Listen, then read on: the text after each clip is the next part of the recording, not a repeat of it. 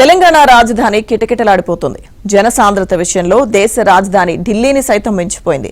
2011 జనాభా లెక్కల ప్రకారం ఢిల్లీ మహానగరంలో ప్రతి చదరపు కిలోమీటర్కు 11,313 మంది నివసిస్తుండగా హైదరాబాద్ జనసాంద్రత 18,161గా నమోదైంది.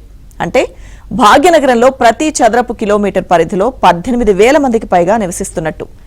ఇవేవో కాకి లెక్కలు కావు. రాష్ట్ర ప్రభుత్వం తాజాగా విడుదల చేసిన తెలంగాణ రాష్ట్ర గణాంకాల సంగ్రహం 2024లో పేర్కొన్న గణాంకాలు. ప్రపంచంలోనే అత్యధిక జనసాంద్రత ఉన్న నగరం ఫిలిప్పీన్స్ రాజధాని మనీలా. అక్కడ ప్రతి చదరపు కిలోమీటర్కు 43,079 మంది నివసిస్తారు. మన దేశంలో అత్యధిక జనసాంద్రత ఉన్నది ముంబై మహానగరం. అక్కడ ప్రతి చదరపు కిలోమీటర్కు 28,508 మంది ఉంటున్నారు.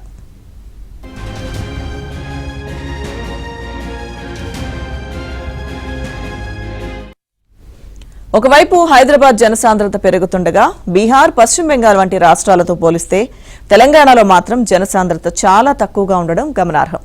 2011 జనాభా లెక్కల ప్రకారం రాష్ట్ర జనాభా 3.5 కోట్లు. రాష్ట్ర విస్తీర్ణం 112,077 చదరపు కిలోమీటర్లు. అంటే సగటున చదరపు కిలోమీటర్కు 312 మంది మాత్రమే నివసిస్తున్నట్టు. ఆ రేటుతో పోలిస్తే హైదరాబాద్ జనసాంద్రత ఎంత అత్యధికంగా ఉందో అర్థం చేసుకోవచ్చు. కేంద్రీకృత పట్టణీకరణకు ఇది అతిపెద్ద ఉదాహరణ అని సామాజిక నిపుణులు విశ్లేషిస్తున్నారు. ఉద్యోగ, ఉపాధి అవకాశాల కోసం ప్రజలు గ్రామాలు, పట్టణాల నుంచి పెద్ద ఎత్తున హైదరాబాద్ మహానగరానికి వలస వస్తుండటంతో ఇక్కడ జనసాంద్రత విపరీతంగా పెరిగిపోతుందని, దానివల్ల నగర మౌలిక సదుపాయాలపై, ప్రజాసేవలపైన, గృహ నిర్మాణ రంగం, పట్టణ ప్రణాళికపైన తీవ్రంగా ఒత్తిడి పడుతోందని ఆందోళన వ్యక్తమవుతోంది.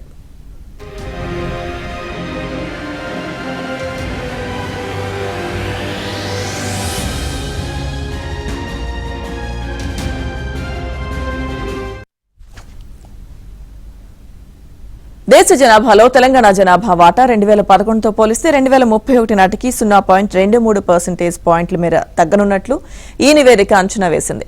ఇక 2011 లెక్కల ప్రకారం భారతదేశ జనాభాలో అప్పటికి తెలంగాణ వాటా 2.89%. దేశంలోనే అత్యధిక జనాభా ఉన్న రాష్ట్రాల జాబితాలో 12వ స్థానంలో తెలంగాణ ఉంది. రాష్ట్రంలో 39.43 లక్షల జనాభాతో హైదరాబాద్ జిల్లా అగ్రస్థానంలో ఉండగా కేవలం 2.94 లక్షల జనాభాతో ములుగు జిల్లా చివరి స్థానంలో నిలిచింది.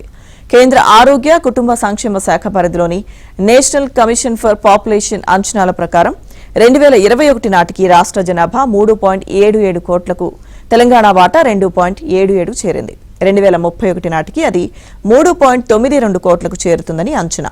అంటే దేశ జనాభాలో అప్పటికి తెలంగాణ వాటా 2.66% ఉండనుంది. అంటే 2011తో పోలిస్తే 0.23% తగ్గినట్టు.